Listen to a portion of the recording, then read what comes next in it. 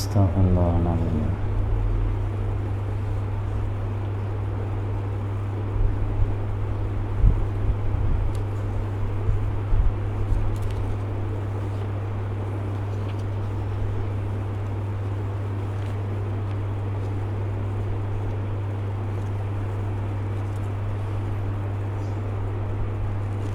Astaghfirullah.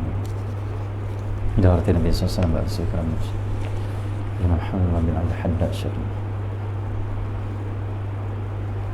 الفاتحة. أعوذ بالله من الشيطان الرجيم. بسم الله الرحمن الرحيم. الحمد لله رب العالمين الرحمن الرحيم مالك يوم الدين إياك نعبد وإياك نستعين اهدنا الصراط المستقيم صراط الذين أنعمت عليهم غير المغضوب عليهم ولا الضالين آمين. بسم الله الرحمن الرحيم. الحمد لله رب العالمين الصلاة والسلام على أبي القاسم الأمين سيدنا محمد وعلى آله وصحبه أجمعين. سبحانك لا علم لنا إلا ما علمتنا إنك أنت العليم الحكيم. لا حول ولا قوة إلا بالله العلي العظيم. رب اشرح لي صدري ويسر لي أمري واحلل عقدة من لساني يفقهوا قولي. صدق لساني واهدي قلبي بحق سيدنا محمد صلى الله عليه وآله وسلم. اللهم صل وسلم على سيدنا محمد وعلى آله وأصحابه صلاة لا نهاية لكماله وعدد كماله. اللهم صل وسلم على سيدنا محمد فاتح لما أغلق الخاتم لما سبق ناصر الحق بالحق والهادي إلى صراطك المستقيم صلى الله عليه وعلى آله وصحبه حق قدره مقدار عظيم. بسم الله رب العظيم ورسول الكريم والملائكة المقربين. الصلاة والسلام عليك يا سيدي يا رسول الله. خذ بيدي قبل حيلتي أدركني. لا إله إلا الله وحده لا شريك له له الملك والحمد على كل شيء قدير. بسم الله الرحمن الرحيم. قال المصنف رحمه الله تعالى ونفعنا بعلومه وبركاته آمين. فصل. واحذر أيها المريد كل حذر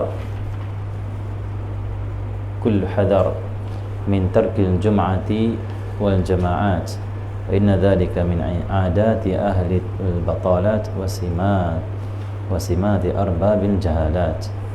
Kata Imam Abdullah bin Al-Haddad, berhati-hatilah wahai para murid dari perbuatan meninggalkan salat Jumaat dan berjemaah. Sesungguhnya semua itu termasuk kebiasaan sekelompok orang yang batil, itu orang yang sia-sia, dan sifat orang-orang yang jahalat, orang jahil atau orang bodoh. Allah SWT. Al-Imam Abdullah bin Al-Haddad dalam nasihatnya yang seterus fasal berkenaan dengan solat Jumaat dan jemaah.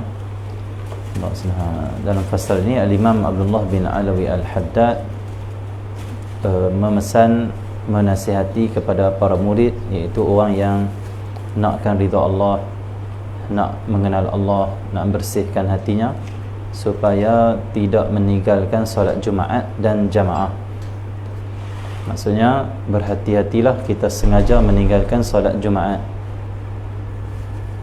Kerana solat Jumaat itu adalah fardu ain bagi tiap-tiap orang Muslim yang mukallaf.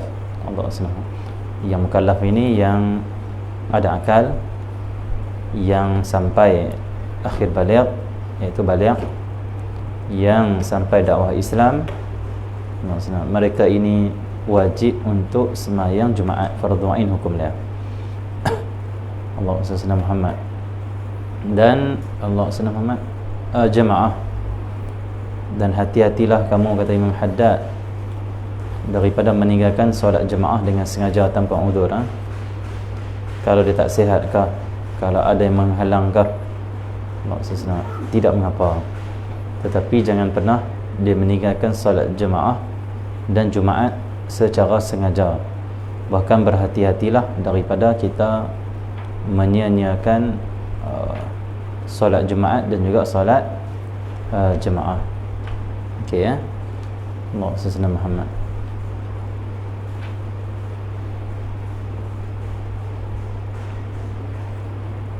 Sesungguhnya semua itu termasuk kebiasaan sekelompok orang yang sia-sia, yang batil, dan sifat orang-orang yang bodoh. Maksudnya apa? Kata Imam Haddad, orang yang sia-sia, orang yang batil, orang yang tak betul, Orang yang tak benar itu dan orang yang bodoh itu, mereka suka meninggalkan solat Jumaat dan mereka suka meninggalkan solat jemaah tanpa uzur dan tanpa ada alasan, tinggal saja.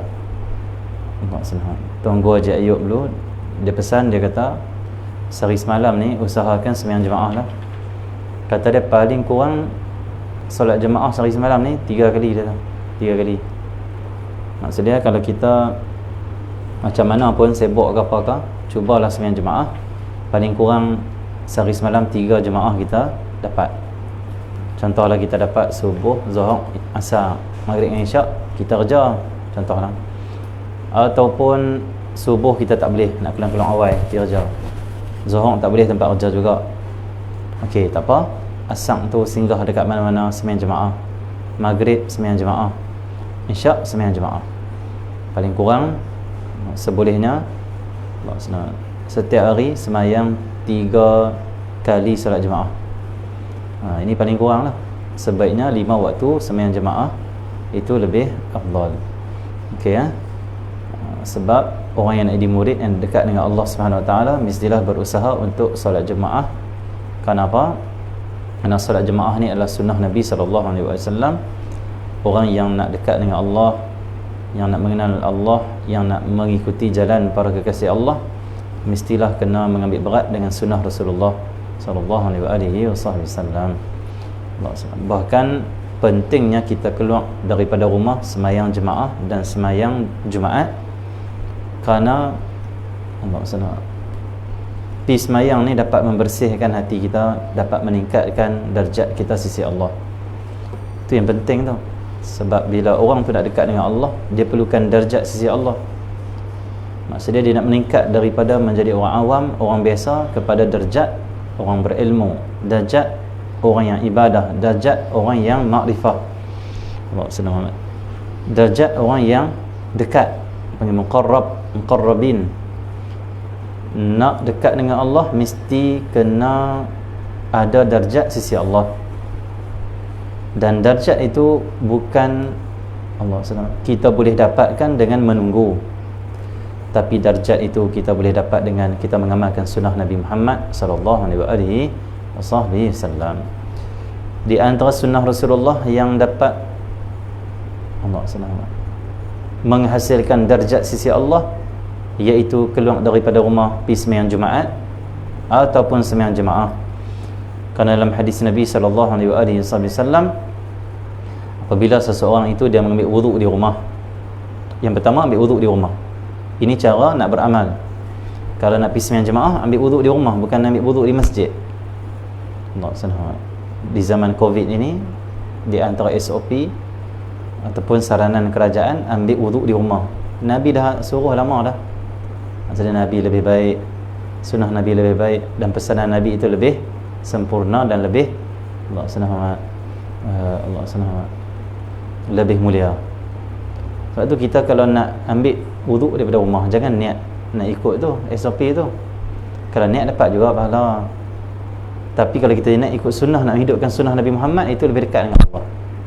Man ahya sunnati faqad ahabbani wa man ahabbani kana ma'i fil jannah.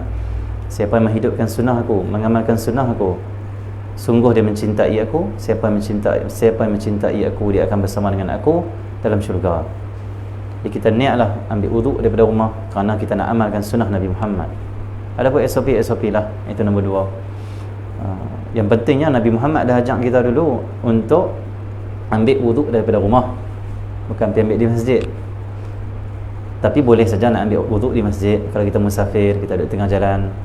Cumanya apa kelebihan yang Nabi ajak kita ni, ambil wuduk di rumah? Kerana bila seseorang itu, kata Rasulullah dalam hadis, ambil wuduk di rumah, lalu dia keluar, setiap langkah, satu langkah diampunkan dosa. Satu lagi langkah, kan ada kiri ada kanan kaki kita. Langkah kanan, contoh satu langkah kanan, langkah dulu contoh. Satu langkah diampun dosa, gugur dosa. Satu langkah lagi belah kiri pula diangkat darjat. Setiap satu langkah kita diampun dosa, setiap satu langkah kita diangkat darjat. Maksudnya apa? Allah senang. Berapa jauh tu kita nak pergi ke masjid tu? Sama ada kita naik kereta ataupun kita naik motor. Allah senang. Kena buka. Ada orang masuk ke apa? Tak ada. Kita dapat. Berapa jauh kita nak ke masjid ni? Naik kereta, motor, berjalan kaki? Jauh juga. Allah senang. Tapi ingatlah, kalau kita ada wuduk, kita dalam wuduk, kita nak ke masjid untuk ibadah pada Allah sembahyang Jumaat ataupun jemaah, setiap langkah diampun dosa, setiap langkah diangkat darjat. Maksudnya apa? Agak-agak berapa ratus darjat, berapa ribu darjat kita akan dapat dalam kita menuju ke masjid. Yang itu menyebabkan kita dekat dengan Allah, menyebabkan semakin baik diri kita, menyebabkan hati kita semakin bersih. Kenapa? Diampun dosa. Bila gugur dosa, bersihlah hati kita. Sebab hati kita dikotori dengan dosa. Hati ini dikotori dengan sifat mazmumah. Sifat mazmumah itu apa? Dosa. Sifat mazmumah ni dia bukan daging ke, dia kulit kita ke, bukan. Sifat mazmumah ni apa? Sifat mazmumah tu dosa. Dia sifat yang duduk di hati kita, di batin kita. Sifat ni dia mesti menempang pada sesuatu. Allah senang. Jadi sifat yang menumpang di batin kita ini sifat mazmumah. Sifat mazmumah itulah dosa. Contoh sifat mazmumah apa? Takabbur. Takabbur ni dapat pahala ke dapat dosa? Kalau dia ada, dapat dosa takabbur. Kerana hukum dia haram bertakabbur. Allah melarang kita bertakabbur. Innahu la yuhibbul mustakbirin. Sesungguhnya Allah itu tidak cinta, tidak suka pada orang yang bertakabbur.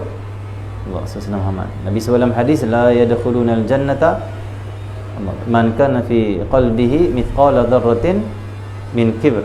Tidak masuk syurga, kata Rasulullah, orang yang dalam hati dia ada sebesar darah, sebesar debu.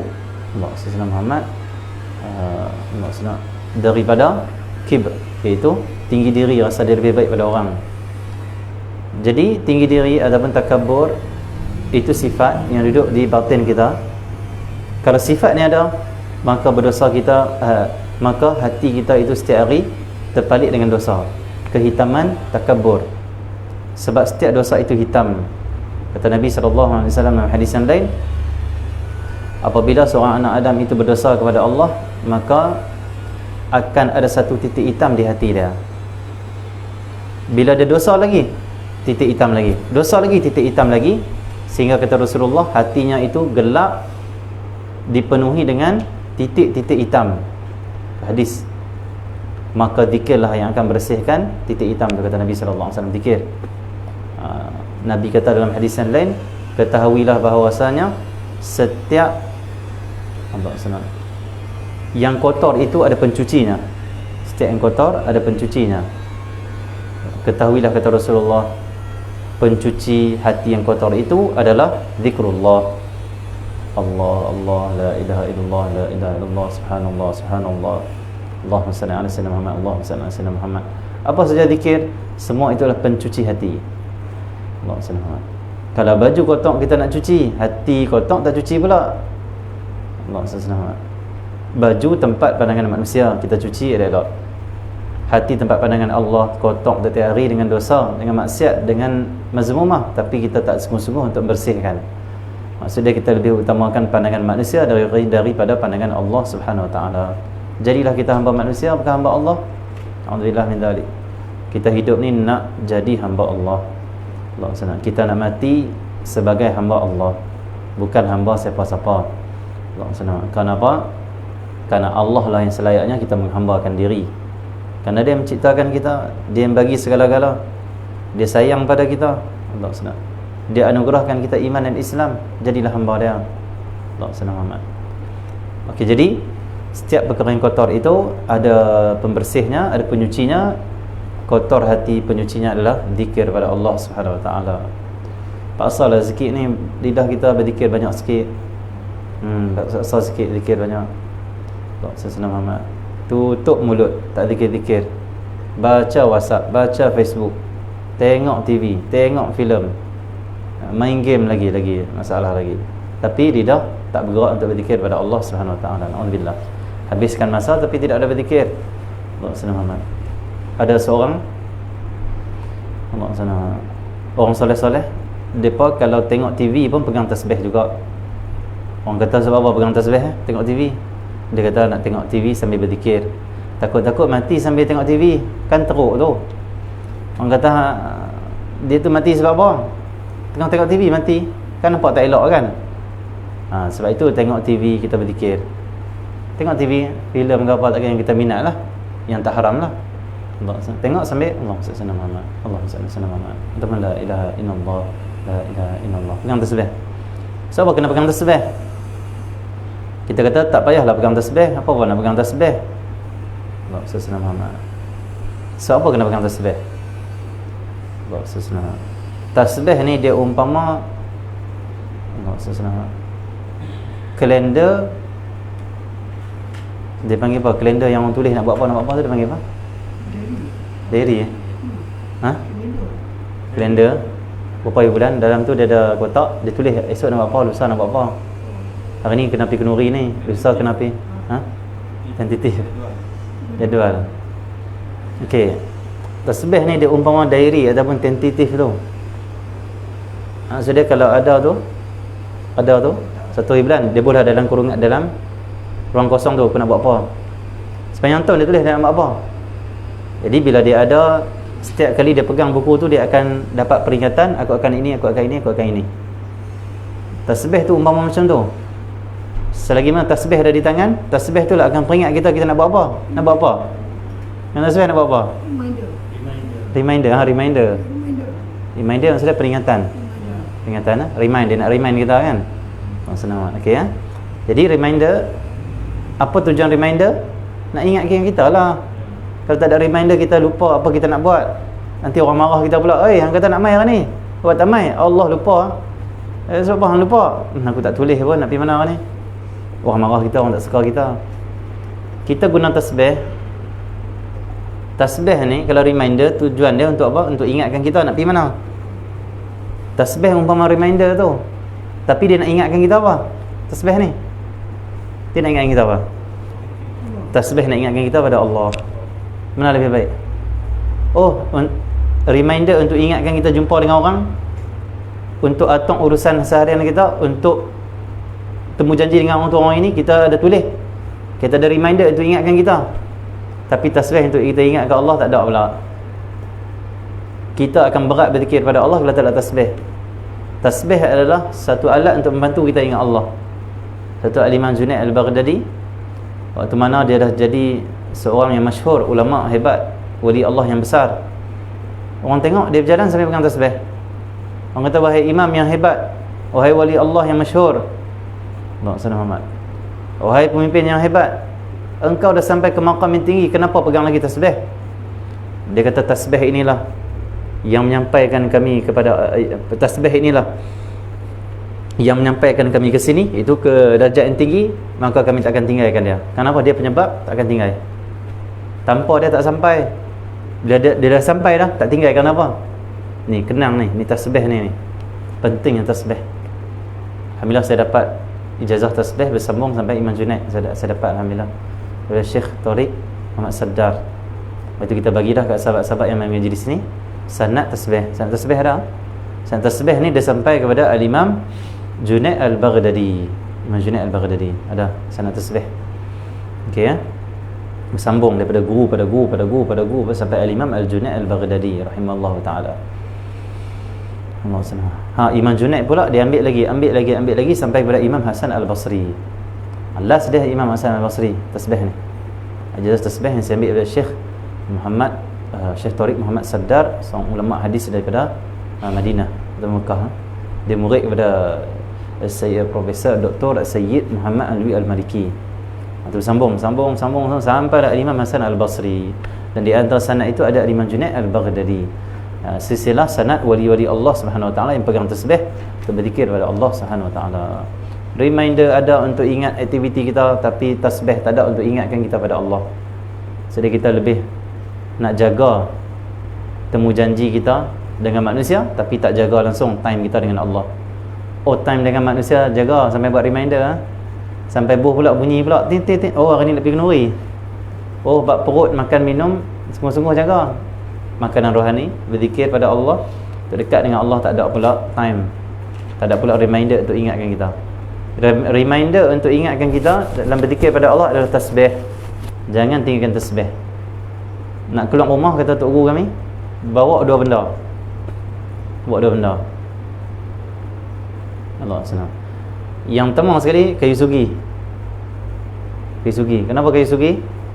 Kayu sugi ni kegunaan dia untuk bersugi ketika mana kita berwuduk, dan juga mengambil ketika mana kita semayang.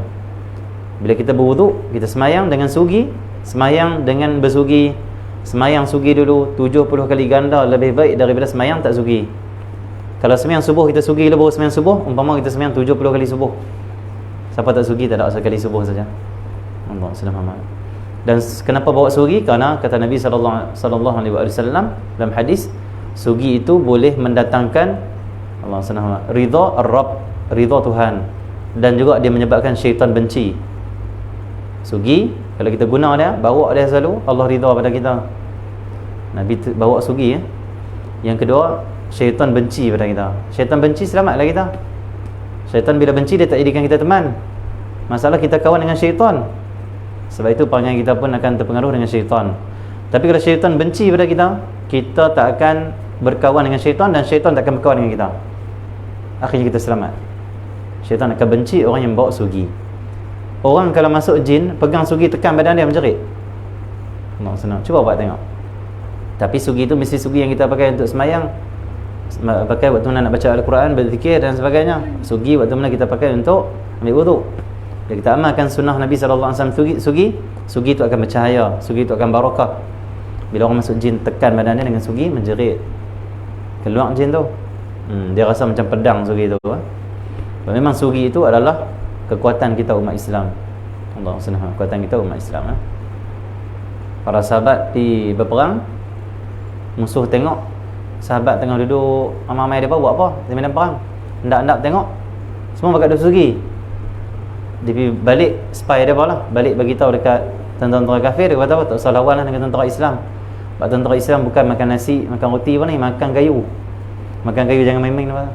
Nampak macam makan kayu, jangan nak cakap kita nak lawan. Psikologi kalah depa. Macam tu.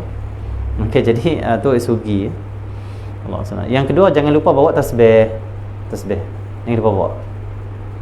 Sugi untuk apa? Untuk ridha Allah, untuk syaitan benci pada kita, untuk kita menang daripada dengan musuh kita, untuk barakah, untuk sunnah, untuk gandaan pahala. Yang kedua, bawa tasbih. Bertasbih untuk apa? Reminder. Untuk remind kita zikir pada Allah Subhanahu Wa Taala. Sebab tu tengok TV, pegang tasbih, tengok, tak lupa pada Allah. Mesti dia nak sebut kat selawat Allah Subhanahu. Kalau tak pegang langsung, lidah ni payah nak sebut. Betul tak? Pegang tasbih, automatik sekali dia jadi Allah Subhanahu. Tak ada tasbih lagi, automatik dia balik Allah Subhanahu. Itu tasbih. Sayyidina Abdullah bin Abbas, Sayyidina Abu Hurairah, Sayyidatina Aisyah radhiyallahu ta'ala anha pun ada tasbih dia apa? Sayyidina Aisyah menggunakan biji kurma. Sayyidina Aisyah, dia ada 10,000 biji kurma dia guna untuk berzikir pada Allah Subhanahu Wa Taala. Biji kurma. Ada tasbih biji kurma, kalau kita pergi Mekah ada jual kecil-kecil. Dia macam koko, dia campak. Ada pecahkan biji kurma jadikan tasbih. Okey Allah Subhanahu. Dan tasbih silakan kita nak buat pada biji kurma ke, kayu terah pokok asam ke, macam-macam orang buat kan. Kayu kemuning mas, terah kemuning mas, daun kayu kemuning mas, boleh dekat kayu apa, kemuning hitam, macam-macam orang buat kan. Jangan tasbih Allah SWT. Ikut kita lah nak buat macam mana pun. Okey, jadi Allah SWT Muhammad guna tasbih untuk mengingatkan kita pada Allah Subhanahu Wa Taala. InsyaAllah siapa belum ada ijazah tasbih, kita bagi nanti insyaAllah. Okey, sini sanad tasbih Allah SWT Muhammad. Okey, jadi Allah SWT Muhammad, nah itu tasbih itu tasbih Allah SWT. Ada orang bawa kereta, bawa van dengan tasbih ke? Tok Wan, ayah kepada Syekh Zainal Asri, Cikgu Ramli tu, orang soleh, wali Allah Subhanahu Wa Taala, ulama yang dia punya kerja dia cikgu, tapi sebenarnya dia juga ulama tu. Ilmu banyak, takut lagi pada Allah, ibadah lagi, tak ulama lagi. Ulama ni orang yang takut pada Allah Subhanahu Wa Taala. Tapi kerja cikgu, orang panggil cikgu je lah. Tapi alim, duduk dengan ulama, tok guru ulama ngaji, tok guru Jamal Zuhdi, ahli ibadah lagi. Alim berilmu, ahli ibadah lagi. Dia Cikgu Ramli ni, Allah senang. Syamil cerita, Syamil cucu dia. Allah Syamil cerita Tok Wan depa ni bawa van, bawa cucu bawa naik van. Tasbih tak tinggal. Tasbih di tangan sambil bawa van tu. Tasbih dia pegang. Subhanallah. Maksudnya apa? Bawa kereta pun nak berzikir pada Allah Subhanahu Wa Taala, itu ahli zikir. Itu ahli ibadah. Allah Subhanahu. Cuma hati-hati saja waktu kita pegang tasbih, nak kena lagi takut sangkut dekat dia panggil apa ni? Signal ke apa kan? Sangkut lagi, sangkut juga kita punya tu. Pandai-pandai lah kalau nak kena lepas tasbih, kena elok. Berhati-hati jugalah, jangan sampai syahid sebab pegang tasbih tu. Okey. Entah dia tu sebab apa? Accident sebab tasbih sangkut. Jangan begitu, tercemar pula dalam tasbih. Okey Jadi pegang tasbih, Allah senang, Allah senang, Allah senang, la ilaha illallah, la ilallah. Nak guna lepas guna. Ambil balik. Allah senang. Tapi kalau cekak tak apa, dia agak tak apa. Dia boleh agak tak apa. Tapi kalau tersangkut, lupa sangkut apa, cepat-cepat lepas. Jangan nak pegang kau, tak boleh, aku mesti nak, tak boleh lepas ni, reminder aku dengan Allah ni tak boleh. Ni kalau lepas lagi aku ni tak janganlah macam tu, masyahid lagi. Lepas. Okey InsyaAllah mudah-mudahan lepas ni kita semua bakat-bakat pegang tasbih selalu. Tasbih. Biarlah orang nak kata riak, janji kita berzikir pada Allah. Daripada orang kata kita ikhlas, zikir apa pun tak ada. Faham tak nak yang mana? Orang kata kita riak tapi kita berzikir pada Allah. Semakin hari semakin dekat dengan Allah dengan zikir. Ni tak mau pegang tasbih sebab takut orang kata riak. Nak orang kata ikhlas, orang kata kita ikhlas tapi tak ada zikir pada Allah, tak dekat dengan Allah. Lidah ni kosong daripada berzikir, hati lagi kosong. Tak mau macam tu. Biar orang kata kita riak tapi kita berzikir, daripada orang kata kita ikhlas tapi tak berzikir. Faham tak? Maksudnya jangan ditipu oleh syaitan. Dia kata kamu ni riak lah berzikir depan kami. Memang saya riak pun, ikhlas ni wali-wali saja. Saya ni orang biasa, riak biasa lah tu. Macam tu cukup jawab begitu. Maksudnya saya bukan wali nak saya kata saya ikhlas. Okey Yang penting riak ke tak riak, kita dah berzikir pada Allah, Allah takkan sia-siakan. Bahkan kalau kita riak pun berzikir dalam keadaan riak, zikir itulah yang akan bersihkan riak tu. Faham tak? Jangan tunggu ikhlas baru nak berzikir. Bila nak ikhlas? Ikhlas itu mesti bersihkan dulu daripada riak. Riak nak bersih dengan zikir. Jadi zikirlah dalam keadaan riak sampai riak itu bersih, datang ikhlas. Macam tu Orang kata awak tak sembahyang sunat, awak tak sembahyang jemaah. Aku ada riak lagi, tak hilang lagi riak. Nanti riak hilang baru aku pergi sembahyang jemaah, baru aku berzikir. Bila nak hilang riak? Bila nak hilang? Pergi sembahyang jemaah dalam keadaan riak, berzikir dalam keadaan riak, sedekah dalam keadaan riak. Yang itulah yang akan bersihkan hati kita daripada riak. Jaga hati, sedekah. Aku riak ni, ada, aku tahu aku ni riak, tapi aku sedekah juga, lawan juga. Dan aku niat, ya Allah, dengan sedekah aku, dengan solat jemaah aku, dengan berzikir aku, bersihkan aku daripada riak. Memang alat dia untuk berzikir adalah ibadah. Alat untuk membersihkan hati adalah ibadah pada Allah Subhanahu Wa Taala. Okey Jangan tinggal satu amal kerana orang kata. Orang kata ke, orang puji ke, tetap kita beramal kerana Allah. Itu betul-betul. Okey Allah Subhanahu. Jadi ada tasbih, insya-Allah agak-agak ada tasbih keluar rumah, ada tasbih. Cuma naik motor lah tak pasti boleh pegang ke tasbih. Boleh pegang ke tak tasbih. Tak boleh kot. Jadi payah balik Sebab kita kalau pegang sagi tak boleh nak tarik, tak boleh. Sebab dia kena pegang tu. Kalau sini minyak tak boleh pegang lah, confirm tak boleh pegang. Kalau sini kalau nak pegang, nak tarik elok tak boleh sebab kena pegang macam tu handle kan. Tak boleh lah. Kesimpulan dia tak boleh. Tapi tak apa, walaupun tak boleh, tu naik motor tak payah pegang. Sampai lagi pegang terus tasbih. Yang tasbih. Okey Allah senang. Kata Imam Sya'rani, di zaman orang menzahirkan kejahatan, kamu zahirkanlah kebaikan. Macam tu. Di zaman ni orang pegang handphone, tengok TikTok. Tengok TikTok. Kita zahirkan kebaikan, mereka zahirkan TikTok, mereka zahirkan pegang handphone TikTok, jahat. Kita zahirkan kebaikan. Apa dia? Pegang tasbih. Handphone kita pegang tak? Ada orang dia tak mau lalai? Saya pun tak buat tasbih ni keluar rumah, lupa dah. Kepala rumah sebelah. Selalu bawa, orang ni tak bawa. Okay, contoh, pegang handphone. Ada orang pegang handphone, main handphone ni tapi tasbih macam ni. balas mesej apa tasbih duk jalan. Dia takut handphone melalaikan dia pegang tasbih belah kiri. Boleh pegang tasbih? Macam tu. Di zaman orang menzahirkan, orang bangga dengan kejahatan, tunjuk orang buat, dia tunjuk seronok tunjuk buat jahat. Tapi kita kena seronok pula tunjuk kata ibadah itu mulia, zikir itu mulia, tasbih itu mulia, solat itu mulia. Allah senang. Datang mengaji ni mulia, tunjuk kemuliaan yang sebenar yang dia perlu cari. Ingat kau orang macam tu.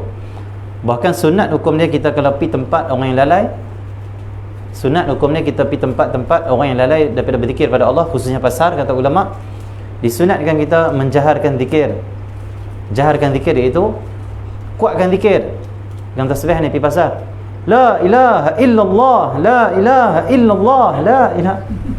Agak orang kata apa? Orang telefon buat gila. Assalamualaikum. Ni buat gila main tangkap Ustaz, ada orang seorang gila. Okey Allah sunat je tu. Sunat. Kenapa? Tak isi pula. Sunat ke? Okey, jadi sunat kan apa? Untuk ingatkan orang di tempat yang lalai tu supaya dapat ingat Allah. Sebab pasar ni tempat orang lalai ingat Allah. Dengan muziknya, dengan mengumpatnya, dengan kata orangnya, dengan syahwat-syahwat barang-barangnya. Kita pergi orang, kita pergi la ilaha illallah, la ilaha illallah, orang pun Allah. Orang soleh ni ingat kepada Allah. Tapi ada jadi tu, jadi sebaliknya. Orang marah. Okey ya. Sunat kita menguatkan zikir waktu mana tempat-tempat orang yang lalai. Okey ya. Dia sepatutnya siapa yang kena buat, tokai kedai tu lah. Dia buka lah dalam kedai dia sekali-sekala zikir-zikir ke, subhanallah. Orang masuk pasar, Allah, ingat Allah juga kan. Kita nak buat lagi, orang kata apa pula. Okey ya. Mesti nak macam tu, sunat. Macam tu sunat. Okey ya. Cina pasang boleh tak? Cina pasang tak apa. Zikir tak apa, tak masalah apa. TSB dia dulu. Dia pasang selawat. Pasang selawat. TSB dekat rumah. Jadi kedai Cina depa pasang selawat. Kita doakan ya Allah bagilah hidayah pada dia. Tak apa? Boleh, tak ada masalah apa. Okey, tak ada masalah apa. Kita harap dia dapat hidayah sebab ada juga Cina yang kita kenal. Depa suka dengar zikir munajat tu. Hasbi Rabbi. Dia kata sebab apa suka dengar? Dia tu tenang kalau dengar. Dia cari ketenangan dengan zikir. Baguslah, mudah-mudahan lama-lama masuk Islam. Tak apa, zikir boleh dengar, tak ada masalah apa, boleh. Okey ya. Allah senang. Sebab apa dia tenang? Sebab roh ni dia kenal siapa Tuhan dia. Roh dalam kenal.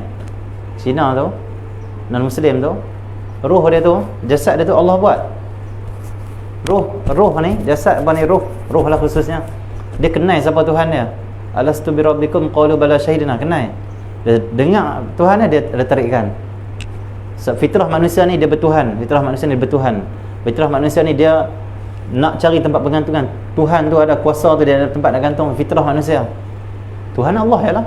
Dia sebut nama Allah, semua manusia ada tarikan.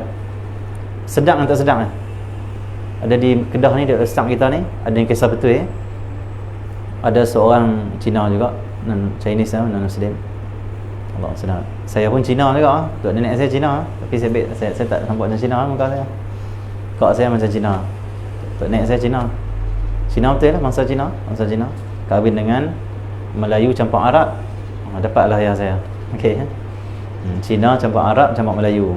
Okey. Tak apalah. Jadi Allah SWT Muhammad ada satu Cina non-Muslim di Rostang kita ni. Dia tiap-tiap petang dia jogging. Lepas jogging dia berhenti kereta depan Masjid Zahir. Dia jogging di Taman Rimau. Dia berhenti depan Masjid Zahir setiap hari. Dia berhenti buat apa? Dia dengar azan Masjid Zahir. Kan Masjid Zahir tu sedap azan tu. Ustaz Roni lah apa semua tu, semua suara memang terdengar pun nampak oh masya-Allah suara depa kan. Syok dengar dia azan tu. Ustaz Roni, Ustaz apa lagi kan, ada 2-3 orang yang sedap. Dia ada Masjid Zahir, ada seorang ustaz, dia bang Mekah dulu. Ingat ada seorang ustaz, nama apa tu, ustaz apa tu. Dia berhenti dah. Dia bang sedap, bang macam Mekah kan. Tak ingat ada ustaz apa dia. Itu saya sekolah dulu lah. Okey, dia berhenti lah. Dia Ustaz Roni ada lagi yang sedap bang, sedap azan bang cukup sedap. Kawan saya pernah tanya Ustaz Roni tu. Tanya Ustaz sebab apa azan sedap sangat? Dengar ni syok masuklah hati. Dia kata kita azan ni kena Allah, dia kata. Terhayati setiap kalimah tu, dia kata. Kita azan kerana Allah. Tak usah azan bukan kerana orang dengar. Azan kerana Allah betul-betul, dia kata dia. Oh, tu rahsia dia azan kerana Allah. Tak apalah, jadi dia ni duduk setiap hari main masjid Zahir, duduk depan masjid Zahir, dengar azan masjid Zahir. Masjid Zahir ni masjid keempat tercantik dalam dunia. Orang ni saya dengar dalam radio. Hebat juga. Kalau di Asia ni dia berapa? Nombor 1 ke nombor 2 lebih kurang tu lah. Ranking atas lah.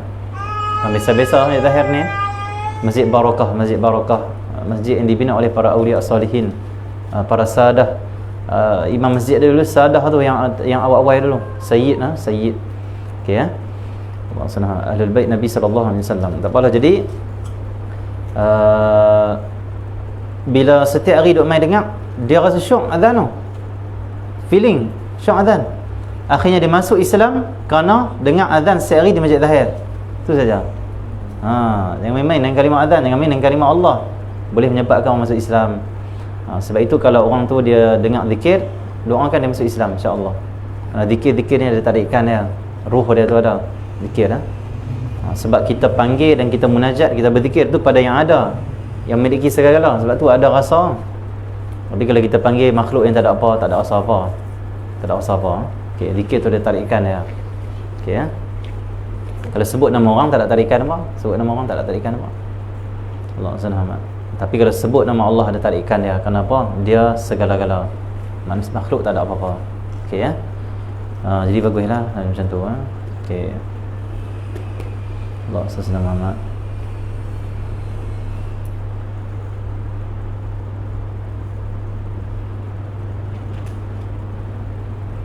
Okey, jadi terus pada kitab kita.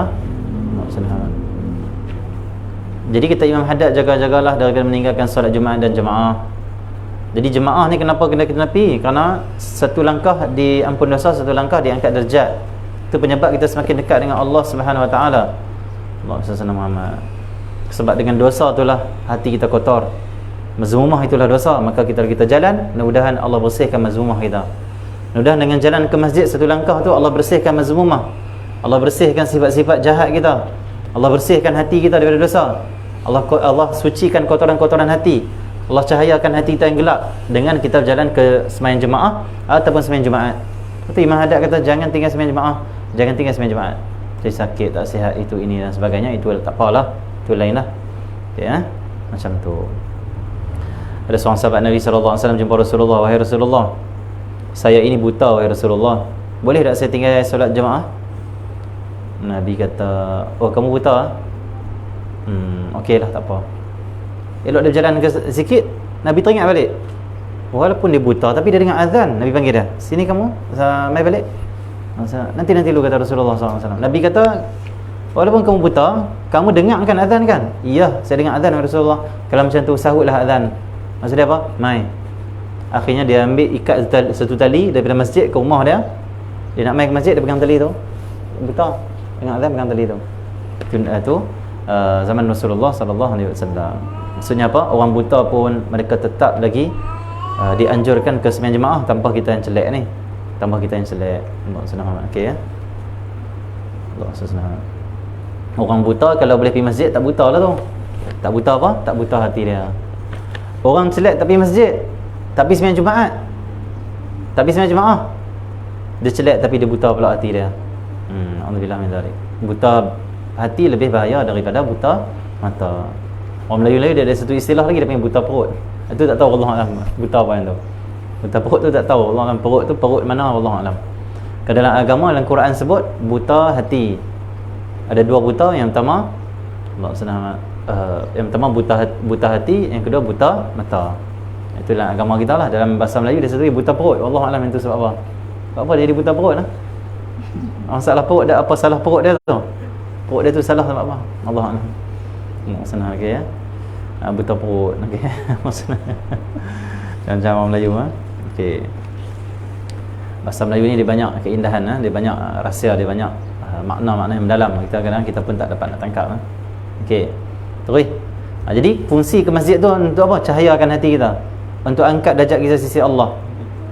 Darjat tu perlu dicari, darjat tu perlu diusahakan dengan cara kita mengamalkan sunnah Nabi Muhammad, terutamanya berjalan ke tempat-tempat ibadah.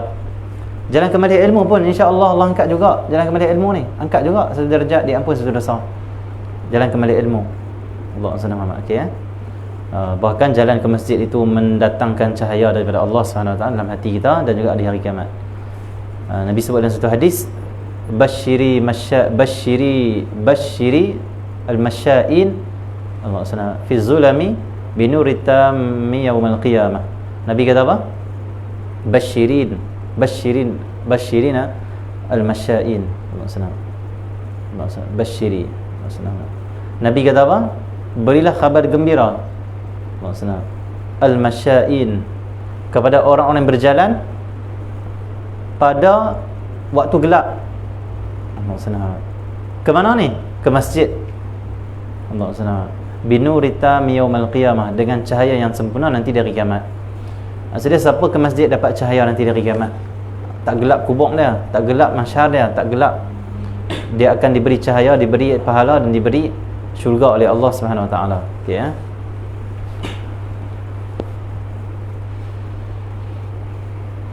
Tengok orang yang rajin jalan ke masjid, mati kadang-kadang mati sebab nak jalan ke masjid. Ada orang nak keluar sembahyang subuh, accident, pum, dia mati sedang diampun dosa, mati sedang diangkat darjat, mati dalam keadaan wuduk, mati dalam keadaan menuju rumah Allah, menuju Allah terus. Kan mulia tu. Siapa yang di waktu hidup ni dia rajin berjalan ke masjid, mati nanti pun dalam keadaan berjalan ke masjid juga. Macam tu Tapi jangan duk takut pula kalau Allah aku nak jalan ke masjid mati orang ni. Tak payah lagu tu. Pergi sedarlah, senang sikit. Semuanya mulia lah kalau mati macam tu. Terus Allah senang. Wahaf dan tinggal Jumaat dan tinggal solat jemaah dengan sengaja itu dia adalah sifat orang yang tak benar, orang yang sia-sia, orang yang batil dan juga orang yang bodoh. Orang bodoh-bodoh ni suka tinggal jemaah. Kenapa? Sebab Imam Haddad kata itu orang yang jahalat, orang jahil-jahil ni tinggal Jumaat, tinggal sembahyang jemaah, tinggal menuju ke masjid. Kenapa Imam Haddad kata dia bodoh? Sebab Allah senang, dia tak faham apa itu kelebihan berjalan ke masjid. Kata ulama, sebab apa berjalan ke masjid pun Allah dah bagi darjat dan juga keampunan dosa. Sebab apa di situ dah berhasil banyak pahala dah sebelum sampai ke masjid. Kerana kata ulama, Allah senang, tanpa ada jalan tak mungkin kita sampai ke masjid. Satu jalan tu pun dihargai, dimuliakan oleh Allah, sehingga kan siapa berjalan ke masjid cukup dah dapat lah kelebihan yang banyak. Faham tak? Tanpa ada jalan, ni masjid, ni rumah kita, ni jalan. Kalau jalan ni tak wujud, macam mana nak sampai ke masjid? Maksudnya jalan ni seolah-olah masjid dah, seolah-olah masjid dah. Kenapa? Dia sebab kita sampai ke masjid. Maka dalam perjalanan kita ke masjid, jalan tu sendiri menghasilkan darjat kepada kita. Jalan tu sendiri menghasilkan kelebihan, iaitu diampunkan dosa. Jalan tu, jalan Allah SWT. Jadi itu disebut oleh ulama. Okey ya. Maksudnya fungsi dia sangat besar, jalan. Okey. Allah SWT. Wahafiz ala rawatibi al-mashru'at qabla as-salah wa ba'daha. Bagi seorang murid itu, kata Imam Haddad, jagalah solat sunat rawatib. Sunat rawatib ni solat yang mengiringi sembahyang fardu, yang disyariatkan sebelum dan sesudah solat. 2 rakaat sebelum subuh jaga. Khairan minad dunya wa ma fiha, sebelum hadis. 2 rakaat sunat fajar, kata Rasulullah sallallahu alaihi wasallam, lebih baik daripada dunia dan seisinya. Dia banyak dunia dan seisinya ni banyak kelebihan. Banyak hadis berkaitan dunia dan seisinya, dunia dan seisinya, lebih baik daripada dunia dan seisinya. Di antaranya yang pertama sekali adalah sembahyang sunat sebelum subuh. Khairan minad dunya wa ma fiha. Pahala dia, kelebihan dia, anugerah Allah nak bagi, yang Allah nak bagi, lebih baik daripada dunia dan seisinya. Maksudnya kalau dunia ni dan apa yang ada dalam isi dunia ni milik kita, dengan sembahyang 2 rakaat subuh, sembahyang 2 rakaat subuh lebih bernilai. Kenapa? Allah akan bagi yang lebih baik daripada dunia dan seisinya. Faham tak? Okey ya. Batu bila lagi yang kita akan dapat pahala lebih baik dunia dan seisinya? Yang kedua, ada hadis yang lain, Nabi sebut apa? La ghudwah, Allah sana, fi sabilillah aw rauha khairan minan dunya ma fiha. Riwayat Tirmizi, tak salah. Hadis kuat sanad yang kuat. Nabi sallallahu alaihi wasallam sebut apa? Ghudwah. Ghudwah ni apa? Berpagi-pagi, waktu pagi itu keluar menuju ke jalan Allah. Pagi. Allah SWT. Allah SWT. Dan juga petang. Petang. Petang dia buat apa? Keluar ke jalan Allah. Keluar ke jalan Allah ni apa? Berperang, mengaji, menuntut ilmu. Dikira keluar daripada ke jalan Allah. Apa dia akan dapat? Khairan minad dunya ma fiha. Lebih baik daripada dunia dan seisinya. Sebab tu kuliah petang kita tak panggil kuliah, kita panggil rauhah. Rauhah tu apa? Apa maksud rauhah?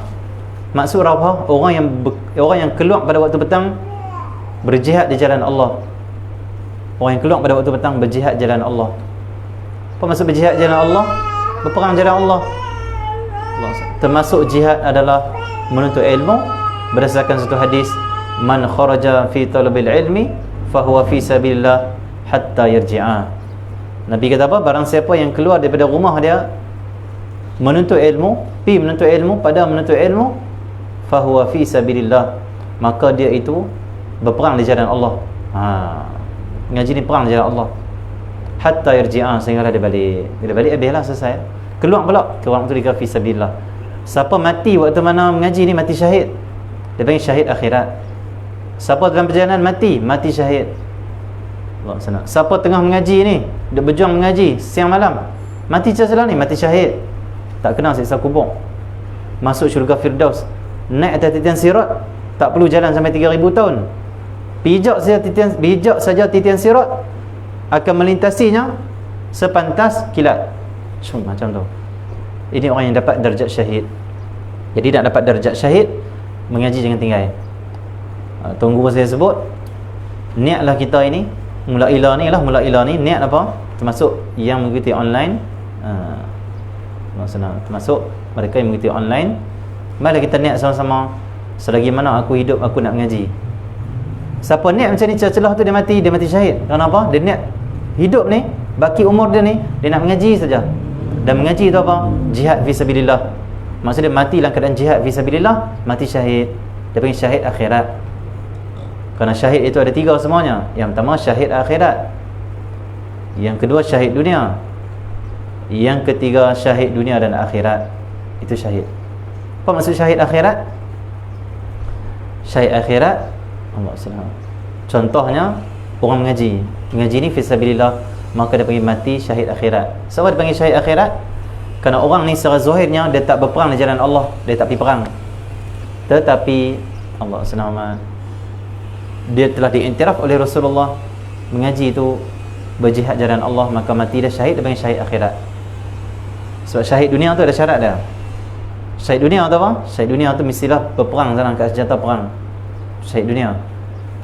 Tapi syahid akhirat ini boleh dihasilkan dengan menuntut ilmu, ataupun orang tu mati lemah, mati terbakar, mati ditimpa bangunan, mati yang sakit dalam perut, mati tengah mencari nafkah, kerja untuk mencari nafkah yang halal. Tu syahid tu semua syahid akhirat semua. Syahid akhirat. Mati dibunuh, syahid akhirat. Syahid akhirat ni banyak. Apa maksud syahid akhirat? Di dunia dia diurus macam orang biasa, mati macam biasa. Dia mati pun kadang-kadang kita tengok macam biasa saja. Akhirat nanti dia akan dapat darjat syahid. Dia akan berkumpul dengan orang syahid dan masuk syurga dengan orang syahid. Walaupun di dunia mati di majlis ilmu ya. Walaupun di dunia mati lemah saja, tak perang pun, tapi dia dapat darjat syahid. Kerana apa? Diiktiraf oleh Rasulullah untuk ilmu itu fisabilillah, juang di jalan Allah Subhanahu Wa Taala. Cuma dia diuruskan bukan macam orang syahid lah. Sebab tu tak kata dia syahid dunia. Syahid akhirat dapat. Ada orang syahid di dunia saja, ada orang syahid di dunia saja. Siapa ni? Berperang di jalan Allah, perang fisabilillah sana, mujahidin, perang. Dia perang buat apa? Supaya orang kata dia hebat, dia pandai main senjata, dan dia ini pahlawan. Mati dia tu syahid di dunia, diurus macam orang yang syahid, tapi balik ke akhirat, syahid akhirat tak ada. Kenapa? Tak ikhlas. Dia jadi orang biasa di akhirat. Tapi di dunia orang iktiraf dia as-syahid, as-syahid, as-syahid, bagi gelaran kat dia. Tapi dunia saja gelaran tu, akhirat tak ada. Yang ketiga, golongan yang syahid dunia, syahid akhirat. Apa itu syahid dunia, syahid akhirat? Berperang di jalan Allah, perang sana, angkat senjata perang sana, pertahankan agama, pertahankan negara dan sebagainya. Mati, dan mati dia tu kerana Allah. Dia berjihad kerana Allah, meninggikan kalimah Allah, meninggikan agama Allah. Maka dia syahid di dunia, orang urus syahid di dunia, orang urus dia sebagai seorang syahid, orang letak gelaran syahid. Di akhirat nanti dia pun bangkit dengan orang syahid, syuhada. Macam tu. Kita nak yang mana kita? Kita nak yang pertama dan ketiga tu. Kita nak mati syahid akhirat ni, kita nak juga ngaji ni. Niat selagi baki umur aku ni ada, Aku nak mengaji. Harap celah-celah ni mati syahid. Dan yang kedua kita niat apa? Kita nak mati juga berperang di jalan Allah Subhanahu Wa Taala. Contoh okey. Allah selamat pertahankan negara, pertahankan agama, contoh okey. Allah selamat. Tapi paling kurang kita mati syahid akhirat pun cukup dah mengaji semua okey. Tapi kalau berperang bunuh sama Islam tu tak syahid. Bunuh sama Islam tak syahid. Nak kuasa politik, kumpulan ni Islam berperang. Orang duduk Allah Akbar, Allah Akbar, Allah Akbar, tak syahid. Kenapa? Bunuh sama saudara. Syahid adalah kita berdepan dengan musuh-musuh Allah Subhanahu Wa Taala, pertahankan agama, negara dan sebagainya. Itu boleh baru syahid. Okey. Allah Subhanahu.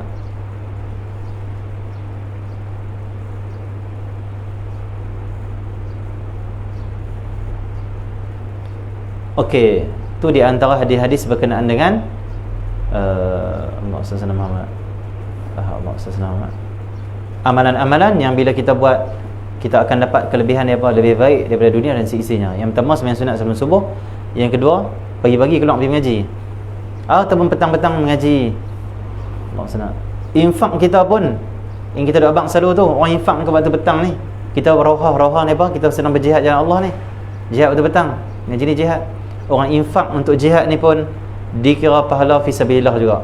Pahala dia pun dapat. Pahala pun dia akan dapat apa? Pahala khairan minad dunya ma fiha, lebih baik dunia dan seisinya. Kerana jihad tu tak semestinya kita pergi berperang, hadir majlis ilmu. Ada orang jihad dia support dengan harta, infak. Ada orang support dengan apa? Support dengan bagi apa-apa untuk jadikan juga program tu. Allah senang. Tu semua jihad. Ada orang bayar internet setiap bulan kan, untuk buat live dan sebagainya, mengaji. Tu jihad tu. Jihad dia dapat pahala jihad. Dia dapat pahala lebih baik daripada dunia dan seisinya. Kita mengaji ni dapat pahala jihad daripada orang yang infak tu. Okey ya. Allah senang. Mengaji ni besar, pahala besar. Allah senang. Okey.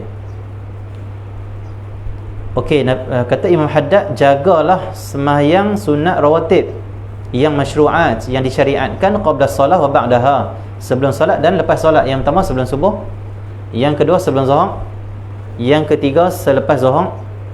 Empat baik, 4 rakaat bagus. Kalau buat 2 pun cukup dah, tak apa dah, kalau mampu. Al-Imam Faqih Muqaddam, sembahyang sunat qabla zuhur 4 rakaat, dan dalam 4 rakaat itu dibaca surah Yasin, sepenuh surah Yasin setiap hari. Al-Imam Faqih Muqaddam. Jadi amal juga oleh Al-Habib Ali Al-Masyhur, Mufti Hadramaut. Boleh kita amalkan, insya-Allah dia cepat menghasilkan kekuatan kepada rohani pada kita iman, insya-Allah. Baca surah Yasin dalam sembahyang 4 rakaat qabla zuhur. Kalau kita tak hafal, boleh pegang surah Yasin. Cumanya kena ada satu tempat yang tinggi sikit dekat tepi kita. Kena rokok tu letak rokok Allahu Akbar macam tu. Kena tempat tinggi sikit macam tu. Tak apa duduk dalam, tak apa. Tak apa anak-anak bising, tak apa, boleh, tak masalah apa. Baru meriah, tak apa. Tak apa. Budak-budak tak apa, rahmat Allah Subhanahu Wa Taala, tak apa. Dia bising tak apa. Orang tua-tua bising yang tu pelik. Yang tu kena marah. Jangan bising. Kalau budak-budak silakan. Budak tak apa. Depa bising, depa tu semua menghasilkan rahmat Allah. Budak ni rahmat, depa menarik rahmat Allah Subhanahu Wa Taala. Orang tua bising bukan cari rahmat, tu cari pasal. Maksudnya okey. Okey. Yang ketiga lepas zuhur 2 atau 4 rakaat. Yang keempat sembahyang sunat qabliyah asar. Apa kelebihan kita sembahyang sunat sebelum zuhur? Sunat sebelum zuhur, kata Rasulullah, aku suka sebelum zuhur ini sembahyang sunat. Sebelum sembahyang zuhur tu, sembahyang sunat dia sebelum tu aku suka, kata Rasulullah. Kenapa? Waktu itu pintu langit dibuka. Nabi nak waktu tu Nabi sembahyang. Nabi nak waktu tu sembahyang Nabi diterima, doa Nabi diterima, munajat Nabi diterima. Kerana sembahyang tu munajat pada Allah. Sebelum zuhur tu lah time pintu langit dibuka. Bila azan saja kita pergi sembahyang sunat kan, waktu tu time pintu langit terbuka. Doa lah waktu tu, sembahyang lah, munajat lah, akan diterima oleh Allah. Dan hadis riwayat lain kata Rasulullah, 4 rakaat sebelum zuhur dan 4 rakaat selepas zuhur sunat. Siapa yang amalkan, terselamatlah badannya daripada tersentuh api neraka. Fadilat dan hadis yang lain. Kalau subuh tadi lebih baik dunia dan seisinya. Oh besar ni, cubalah buat. Cuma orang yang ada qada Allah SWT. Orang yang ada sembahyang qada lah, sempur qada je lah. Waktu sembahyang rawatib dia pun qada. Okey ya. Dan dia akan dapat pahala lebih berganda daripada pahala-pahala yang Nabi janjikan ketika mana semayang sunat tu. Contoh, kalau semayang sunat sebelum subuh, Nabi janjikan orang tu akan dapat lebih baik dari dunia dan seisinya. Maka orang yang semayang qada di time semayang sunat sebelum subuh tu, kata Al-Habib Al-Habib Allah senang Habib apa yang kita ngaji tu, Habib Kazim As-Saghaf, Al-Habib Kazim As-Saghaf, kita qada semayang yang kita tinggal, kita semayang fardu, yang fardu yang kita qada fardu tu 70 kali ganda lebih baik daripada semayang sunat. Contoh, kata Habib Kazim, orang tu nak semayang sunat sebelum subuh, dia akan dapat apa? Khairan min dunia ma fiha, lebih baik dari dunia dan seisinya. Tapi kalau dia qada, dia utamakan qada, dia semayang fardu, dia qada subuh kerana dulu pernah tinggal subuh, maka dia dapat 70 kali ganda khairan min dunia ma fiha. 70 kali ganda dia dapat dunia dan seisinya. Mana lebih baik nak buat? Qada dulu. Allah senang.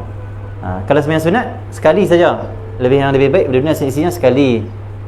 Kalau pergi qada 70 kali ganda. Allah senang. Jadi macam tu, ya. Dan sebelum asar 2 rakaat atau 4 rakaat. Nabi SAW dalam hadis, semayang qabliyah asar itu, kata Rasulullah, akan menyebabkan orang itu dirahmati oleh Allah, diliputi rahmat Allah. Dapat rahmat siapa semayang sunat sebelum asar. Lepas tu semayang sunat selepas maghrib 2 rakaat. Kalau sebelum itu boleh juga nak buat. Itu diamalkan oleh para sahabat. Rasulullah tak semayang sunat qabliyah maghrib. Itu diamalkan oleh para sahabat. Boleh? Dan Nabi pernah lihat sahabat buat, dan Nabi tidak melarang. Maksudnya Nabi akui lah tu, boleh lah. Maksudnya boleh dibuat. Sebab ada hadis yang lain Nabi menganjurkan. Ada orang kata bid'ah lah semayang sunat sebelum maghrib, ini bid'ah, Nabi tak pernah buat, sahabat dia buat. Kamu ni sahabat pun kena ikut juga. Ashabi kan nujum, sahabat aku seperti bintang. Mana saja yang kamu ikut, kata Rasulullah, kamu akan dapat petunjuk. Okey, kalaupun kita tak mau terima lah, kita kata sahabat yang buat, Nabi tak buat. Sebenarnya walaupun Nabi tak buat, Nabi telah anjurkan dalam hadis yang lain. Sebab tu nak keluarkan hukum, kena pandukan ulama hadis, orang alim, fuqaha. Bukan kita baca satu hadis, keluarkan hukum Nabi tak semayang sunat sebelum maghrib, jangan kita buat. Padahal Nabi dah anjurkan. Nabi kata apa? Allah senang, bainal adhan wal iqamah. Nabi sebut di antara azan dan iqamah, solah liman sya'a.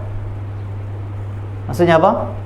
Di antara azan dan iqamah, kata Rasulullah, iqamah itu qamat, Allah senang, solah liman sya', ada semayang bagi siapa yang nak. Bila azan saja, Allah senang, lepas azan saja ada semayang sunat, dianjurkan semayang sunat liman sya'a, bagi siapa yang nak buat. Kan Nabi anjurkan dah.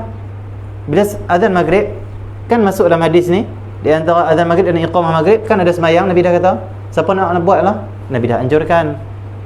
Pandai-pandai kata bid'ah, pandai-pandai. Kamulah ahlul bid'ah kerana kamu larang apa yang Nabi tak larang.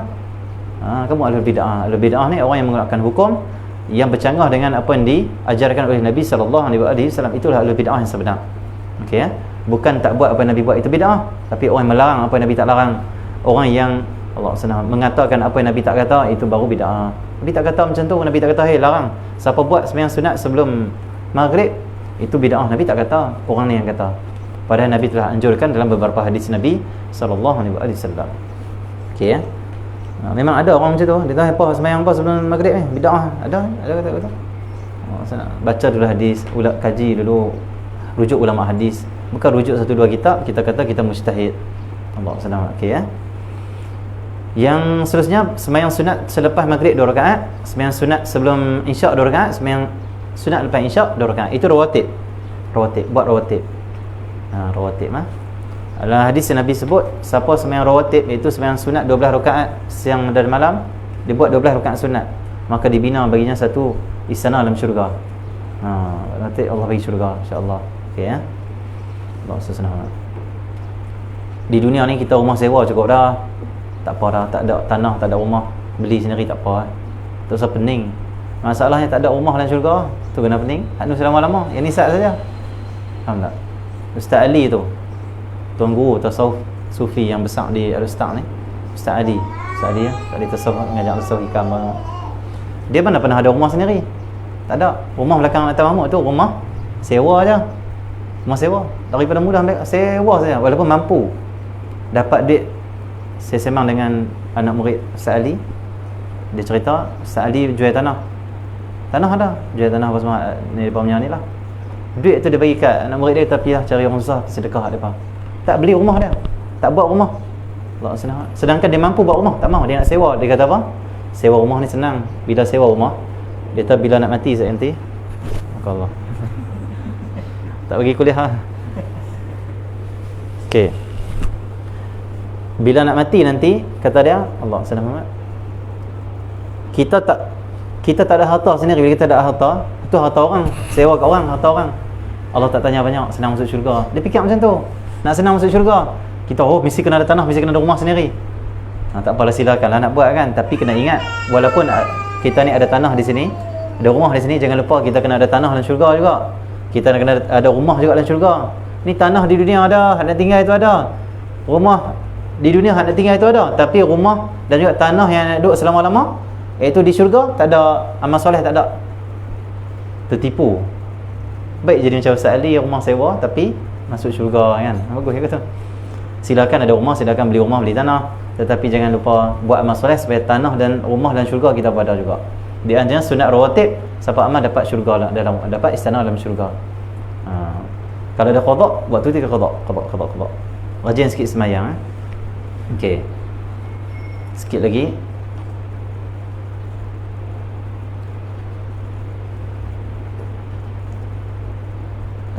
Kat mana?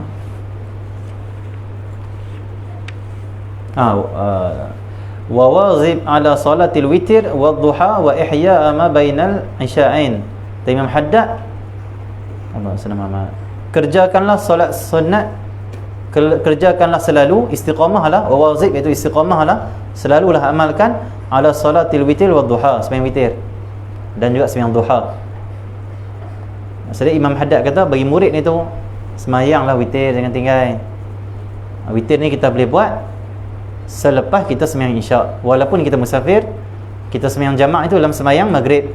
Contoh kita musafir, kita semayang jamak taqdim, jamak di waktu maghrib. Nak jamakkan maghrib dan isyak tu dalam waktu maghrib. Kita semayang 7.30 malam, semayang terus maghrib, betul semayang isyak 2 rakaat, jamak qasar sekali. Allah senang. Lepas tu, lepas kita dah semayang jamak isyak pun kita dah buat, dalam tu waktu maghrib boleh dah semayang witir. Kenapa? Dah semayang isyak, walaupun waktu maghrib masih ada, boleh.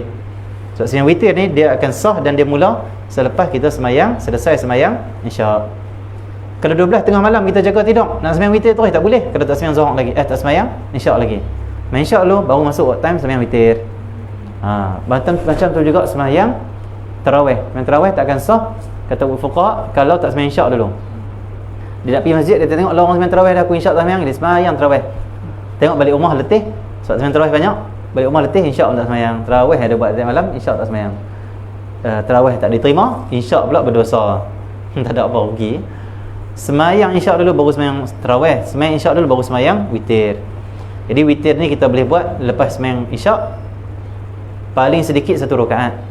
Cumanya kata fuqaha dalam mazhab Syafi'i, kalau biasakan setiap malam 1 rakaat, maka makruh. Dia panggil malas sangat kot, satu dia buat kan. Okey ya. Kalau bersembang boleh berdiri sejam. Witir 3 rakaat tak nak buat. Okey, jadi Allah senang. Orang pergi tengok bola, tiket habis kan, tempat duduk penuh, stadium ni Kedah tengok, separuh akhir penuh. Bila penuh ni siapa main lambat, dia kena berdiri, betul tak? Dia ada tempat duduk, betul tang tu dia berdiri tang tu tengah-tengah. Tak berdiri, ada berdiri kat atas. Diri berapa tu? 90 minit berdiri. Tambah pula dengan 15 minit apa rehat, tambah lagi dengan mai pula awal lagi sebelum mula. Kira-kira balik 2 jam berdiri. Tapi tak lengah. Nak berdiri saat semayang witir 3 rakaat tak mampu. Satu pun berkira. Okey tak boleh betul masalah. Diri kalah pula, maki pula. Dosa maki pula dapat. Dia tahu aku berdiri 2 jam kalah hangpa main macam ni. Maki pula. Penat dapat, maki lagi dosa pula. Tapi semayang witir 3 rakaat saja, tak berdiri 2 jam jangan tengok bola tu. Yang teruk lagi utras. Lagi teruk tu. Tu berdiri, bukan takat berdiri, melompat lagi, menari lagi. Allah senang. Lebih baik kita semayang taklah teruk sangat kan. Allah Akbar, Bismillah, Alhamdulillah. Ni kena macam tu. Diri tak kira semua. Teruk tu. Tapi semayang witir 1 rakaat dah tak larat. 1 rakaat dah tak larat lah. Okey. Allah senang amat. Maksudnya apa? Kita lebih mengagung-agungkan dunia daripada mengagungkan Allah Subhanahu Wa Taala. Alhamdulillah min dzalik. Okey ya. Buat senang amat.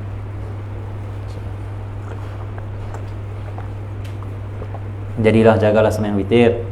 Dan sembahyang witir ini akan mendekatkan diri kita pada Allah Subhanahu Wa Taala. Bahkan sembahyang witir kata ulama fuqaha, sembahyang witir adalah sembahyang yang paling afdal sekali, sembahyang sunat paling afdal. Kerana semua sembahyang sunat ulama mengatakan sunat hukum dia. Ada sunat muakkadah, ada sunat saja.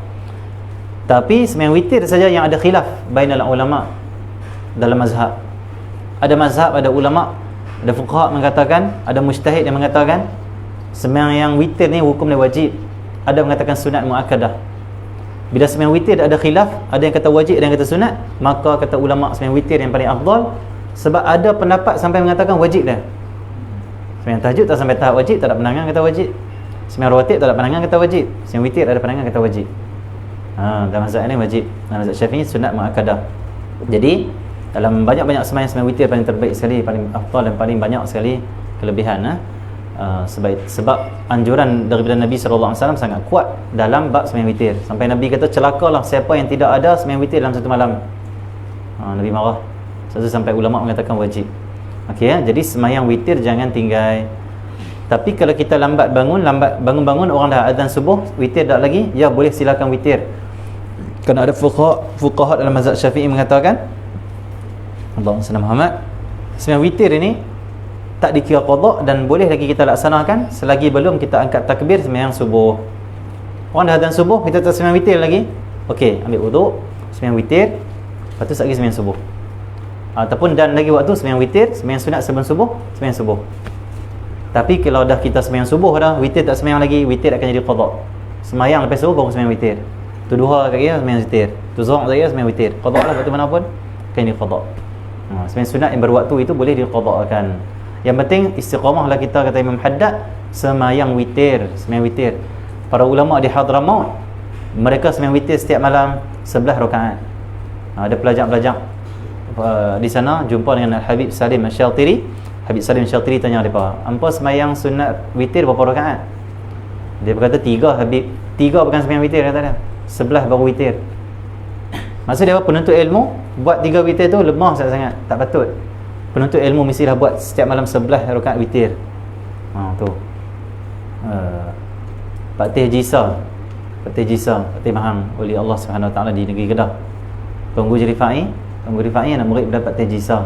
Tunggu Rifai cerita sendiri kat saya, dia dapat Patih Jisa tu setiap malam dia kata dia sembahyang sunat dia malam hari 20 rakaat.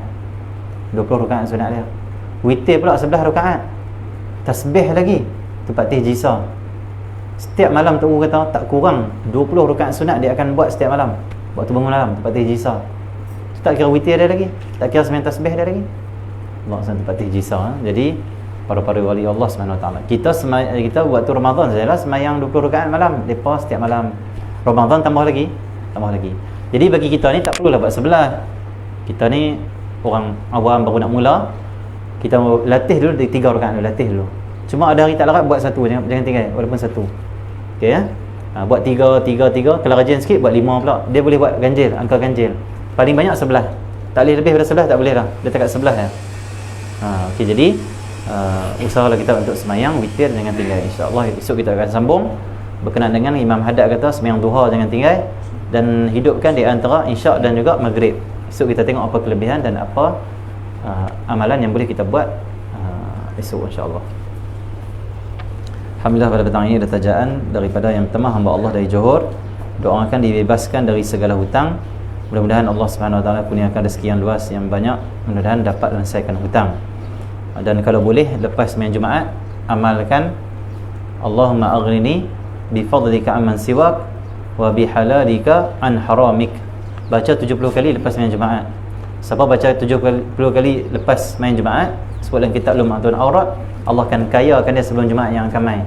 Kalau dia ada hutang, Allah akan lansaikan hutang dia. Allah SWT. Saya dulu hutang dengan kakak saya 10,000 lebih, kat 12,000 lah hutang saya pergi ngaji.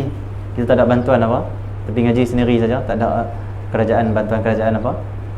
Kita hutang dengan kakak lah sebab bawa keluarga pergi ngaji, kos banyak, sehari sebulan pakai 1,000 lebih. Kakak dia support. bila balik bagi tahu akak nak bayar lah. Tapi saya tak kerja apa, kita mengajak saja kan, tak kerja lah. Allah sana nak bayar tu, dia fikir macam mana lah nak bayar. Teringat Tok Guru bagi ijazah amalan tu, saya buat kan. Balik Malaysia kita buat. Allahumma aghni fadlika min siwak bi halalika an haramik. Lepas tu saya doa, ya Allah, lancarkan hutang saya apa semua. Saya tak maulah hidup dalam keadaan hutang-hutang orang ni. Kita pun nak cari duit lah, nak bayar kau kita ni kan. 2 kali Jumaat saya rasa saya buat. 2 ke 3 kali Jumaat saya buat. Kau saya call pagi tu. Assalamualaikum. Hutang semua saya halaikan, kata dia. Tadi pagi dia dengar kuliah Ustazah Asma Harun cerita tentang kelebihan orang yang mengalansaikan hutang orang ataupun bayar hutang orang ataupun menghalaikan hutang pada orang. Teman-teman adik-beradik, sama adik-beradik. Dia dia halal lah semua, cuma doa kat dia ya, pada dia sihat itu ini. Alhamdulillah saya kata berhasil. Maksudnya okay. Jadi siapa ada hutang insya-Allah, bacalah Allahumma aghnini bi fadlika amman siwak lebih halalika an haramik. Saya dapat ijazah daripada Tuan Guru Jerifa'i ya, amalan ini, dan juga guru saya yang lain, jadi saya ijazahkan pada semua yang nak amalkan. Okay, yang kedua, hamba Allah daripada Selangor. Jadi hamba Allah kita yang berhutang tadi, mudah-mudahan Allah lancarkan semua hutang dia berkat Nabi sallallahu alaihi wasallam. Yang kedua, hamba Allah daripada Selangor, infak diniatkan untuk Tuan Guru Syekh Muhammad Zainal Asri dan Al-Fadhil Ustaz Muhammad Mufti. Mudah-mudahan Allah sampaikan niat infak ini kepada saya dan juga Tuan Guru kita Syekh Zainal Asri. Ini khidmat. Mudah-mudahan khidmat ini Allah limpahkan lagi barakah dan juga Allah kurniakan darjat, kerana orang khidmat itu pasti akan ditinggikan darjat oleh Allah Subhanahu Wa Taala. Dan pahalanya untuk semua yang hadir majlis kuliah, kita pun diniatkan juga mudah-mudahan dapat pahala sedekah infak pada hari ini.